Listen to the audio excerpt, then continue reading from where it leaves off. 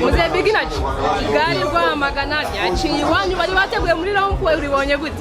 Ryaciye iwacu n'iwanyu. Aho rero niyo mpamvu nyine wumva uko byagomba kumera kose ntago nari buhatanga. Wamerekeje? Naguherekeje cyane. Bagute byagenze gute? Bagutwaye iki? Mu bintu byanjye. Yego. Bari babereye nawe mu kigare muze biginaje. Spectacle imvura yayishe nicyo kintu kimbabaje nk'uko tubibona ku bazi Rwamagana imbere y'intara nta kindi bakwiteguretse sprint. Aba sprinter rero byanze bikunze bari bafite gahunda ariko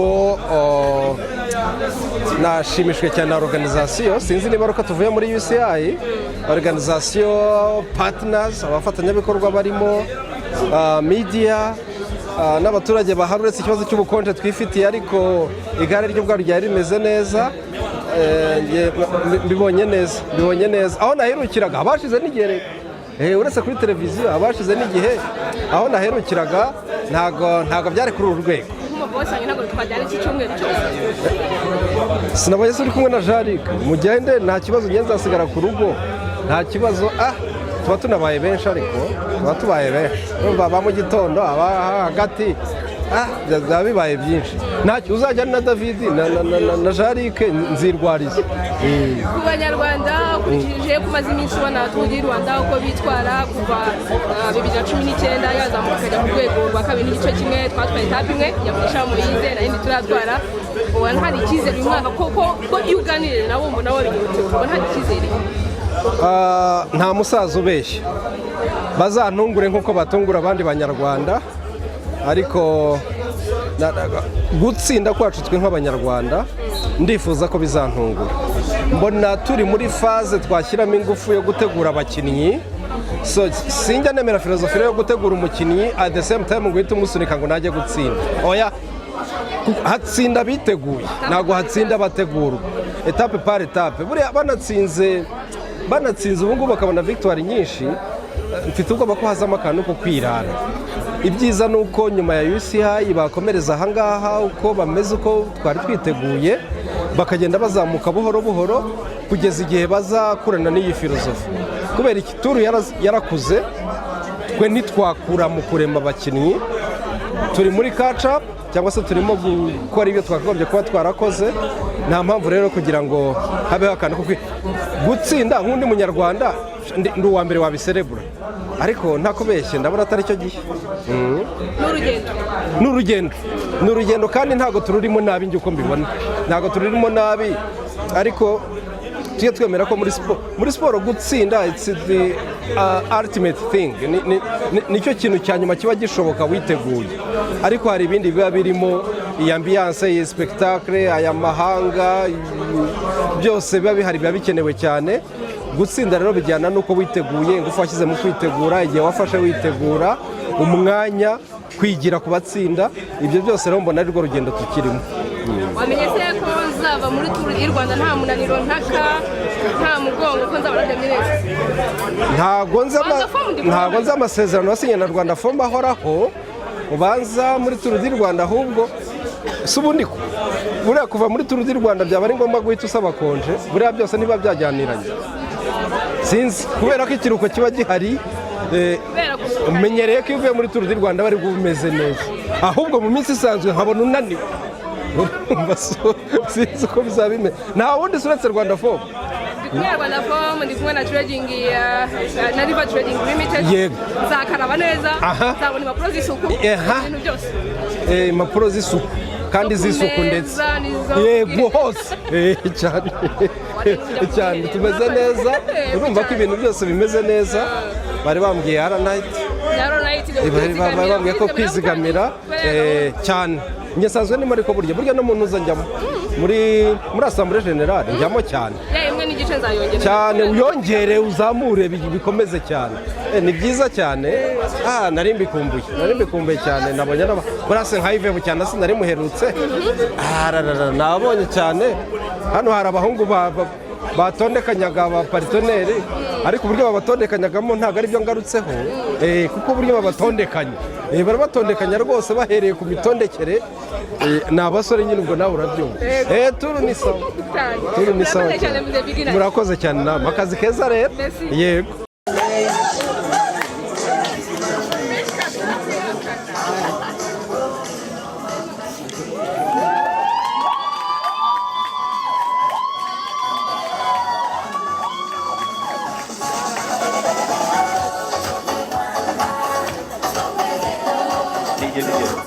Thank you. Pull up.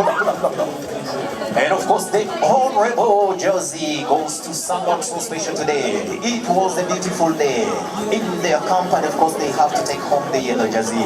Otwarumino Muhondo, the winner is our visit to Rwanda, as we call upon Sapon Abara, the communications manager from Visit Rwanda, as well as our permanent secretary from the Ministry of Sports, Mrs. Basobiera Kandi, to step forward and help us award today's yellow jersey holder, ladies and gentlemen. The same name, the same number, the same team, and the same gentleman. Give it up for number 41, Ainon Itama. Congratulations. Umyaisirero ukomeye cyane gusa ibi bintu bitambika arabivuga cyane. Umukinnyi rero kabuhariwe mu gutambika ariko byagera kuri sprint akaba noneho arushaho. Uyu munsi rero ni nawe uyoboye abari mu isiganwa bose nyuma yo gukoresha amasaha 4 n'amasegonda 5 urugendo rwa kilometero 173 na metero 600 hagati ya Rukomo ndetse na Rwamagana banyuze Nyagatare. Itama Ainon ni umunyayisirayeli rero wambaye maillot jaune cyangwa se yellow jersey ya Tour du Rwanda. Aho tunyura hose rero tuba dutembera u Rwanda, tuba dusura u Rwanda. Visit Rwanda rero umuterankunga w'imena aho natwambikira maillot jaune. Visit Rwanda.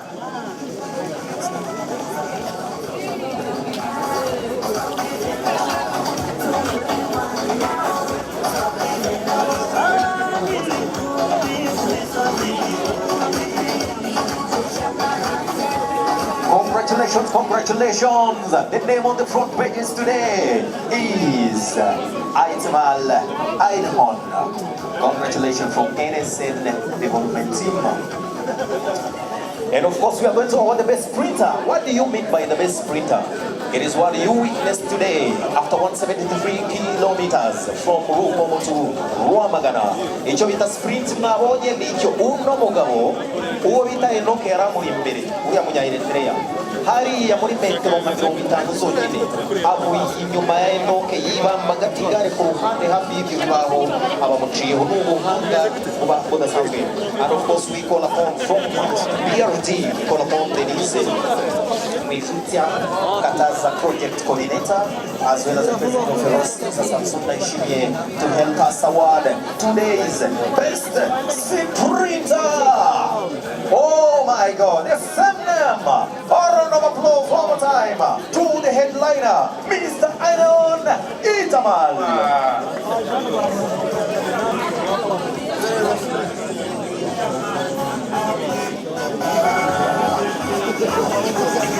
Congratulations, Itamar. Akaba rero ari umukinnyi nanone ugiye kuzamuka kuri stage n'umusprinter mwiza wa etape ya mbere ya Tour du Rwanda 2026 from Israel. Yambitswe umwambaro mwiza cyane rero wo kujya mu bimbere hamwe na BRD. Tujyane mu bimbere rero turi BRD dushinzwe guteza imbere amajyambere y'Abanyarwanda. BRD ni umunyururu w'igare uko umunyururu nyonga nako ryihuta kandi twese tuharanira iki tuharanira kugenda mu bimbere. Rero ni mureke tujyane mu bimbere dute rero tuminuza muri minuza rero niba dushaka gutera imbere tugomba kwiga tukanigisha abana bacu igihe gitera imbere kuko gifite umubare munini w'abantu baminuje. And of course he deserves his flowers today. The headliner, the best sprinter, the state winner, the yellow jersey holder. One more time for Itamar. Tujyane mu bimbere twishyura iyi nguzanyo rero kuko niyo benshi muri mwe nanjye ndimo dukesha kuba tugeze aho turi ubu. Ushime cyane rero BRD mwarakoze cyane. Congratulations, congratulations.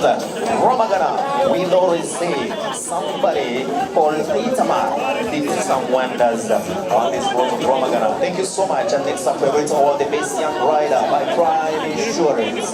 Prime Insurance, as we call upon Mr. Mike Yves, the commercial director of Prime Insurance, as well as Ferrasi, Vice President, First Vice President, Mr. Bigambo Valante, as they step forward to help us award today's best young rider. Umukinnyi muto urusha abandi kuri uno munsi rero Mike Yves ushinzwe ubucuruzi muri Prime Insurance hamwe na Vice President wa mbere kuva muri Ferrasi bwana Bigambo Valante bagiye kuduhembera who is the best rider. He is so young. Ladies and gentlemen, I give you this number 53, Munoz Gabina Hode. Munoz Gabina Hode from Sudan Quick Step Devo Team. Congratulations, you are the best young rider after stage 1. Oyo rero umukinnyi w'umunya-Espagne ukinira ikipe ya Lotto Sudan wegukanye uyu munsi igihembo cy'umukinnyi ukiri muto kurusha abandi. Igihembo gihabwa umukinnyi utarageza ku myaka 23. hamwe na Prime Insurance secure tomorrow today. Mbibutsa yuko rero ubu ngubu ushobora gufata ubwishingizi bw'inkongi y'umuriro kandi akanyenyeri 177 urwego ufate ubwishingizi bw'inkongi y'umuriro. Ikindi kandi hamwe na Prime Insurance ubu ngubu turu Rwanda tangiye kandi yanagarutse umuterankunga w'imena ubishimangira imyaka 9 y'ubufatanye mu isiganwa rigaragaza ubudaheranwa ubumwe n'iterambere. Prime Insurance secure tomorrow today by dialing *177#. Munyozi rero akaba afite imyaka 19 gusa yavutse ku tariki ya mbere z'ukwezi kwa 8 mwaka wa 2006 akaba rero akiri ikipe ya Sudan Quick Step Devo Team aba bayikunda kwita World Park ikipe kabuhariwe cyane mu bintu bijyanye n'ama-sprint beza cyane. Congratulations, you deserve your time. Take a photo. And of course, this is a very good day for the young rider Munoz Gabina. Dukurikije rero wazamutse imisozi kurusha abandi on behalf of Sensitive, the best climber today. And of course we call upon the CEO of Sensitive, Mr. Mogwema Wilson, as well as Rwamagana District Mayor, Mr. Rajapo Bonumugu.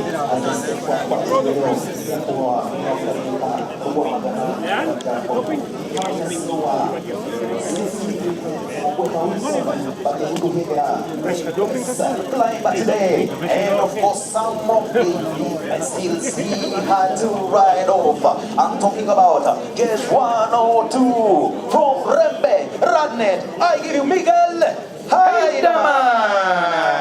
Congratulations, Miguel.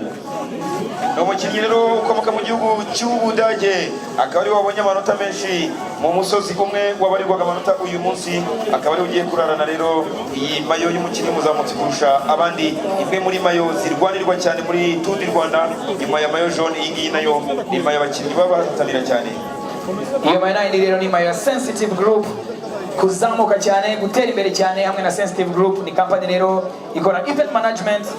Wifuza rero gutegura igikorwa cyawe cyangwa se event yawe yari yose mu bintu byayo byose wifuza screen sound protocol n'ibindi byose yaba MIC hamwe na Sensitive Group turahari ngo tugufashe kuko twishimira iterambere rya buri wese. Congratulations, congratulations, the best climber today. Hopefully, as we proceed on stage 2, stage 3 and on till the last stage, hope you continue showcasing your talent in mountain climbing. One more time, the best climber, the number 1 from Reba Radnet. Congratulations to Miguel Heidemann. uyu rero akaba ari n'umwe mu bakinnyi biriwe imbere muri breakaway muze breakaway igihe kirekire cyane bamufashe hasigaye kilometero 2 gusa akaba rero yanegukanye nyine iyi mayo nziza cyane imwe muri mayo abakinnyi barota kuzambara muri Tour du Rwanda. And next up we have mobile money to award the best young African rider today. The best young African rider, mobile money, as we call upon Vincent Himana, is a franchise manager, as well as the Tour du Rwanda coordinator Jahibel Muraija. Batambuka rero umukoordinateur wa Tour du Rwanda bwana Jahibel Muraija hamwe na Vincent Himana is a franchise over muri mobile money. Ladies and gentlemen, adorning the Istanbul team jersey from Asmara, Eritrea, number 35, Mawel Girme. Congratulations, Girme. umusore muto cyane mu gihugu cya Eritrea umwe nawe mu bashyashya muri Tour du Rwanda ukeneye kuzamura izina ryiwe akoma ikirenge mu cya bakuru be babaye bageze hano mu Rwanda bagakora ibintu byiza cyane rero akaba uyu munsi ari umukinnyi w'umunyafurika mwiza yambitswe umwambaro mwiza cyane rero wa mobile money rero ikungubu kavanse kagufasha kwiguriza igihe cyose amafaranga agushyiranye wishyura uhaha ndetse n'ibindi byose. Itemo kavanse rero ukanza akanyenyeri 182 akanyenyeri 5 akanyenyeri 2 urwego wavansemo kuko biva mu mutima kandi momo ni ubuzima.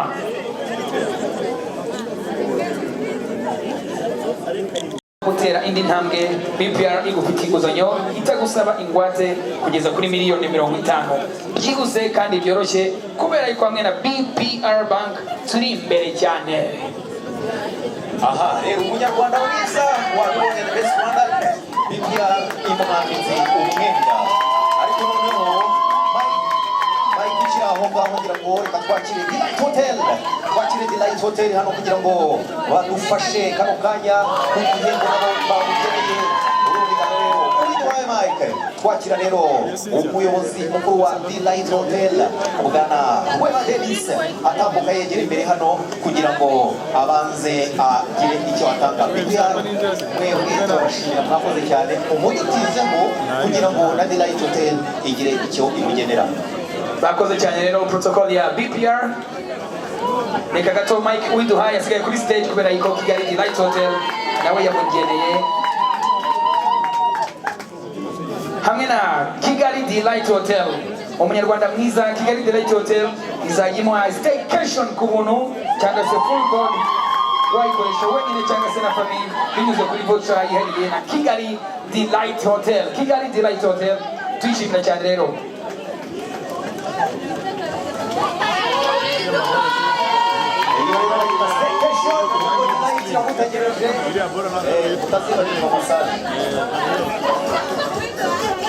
Nta kubonera telekomande mu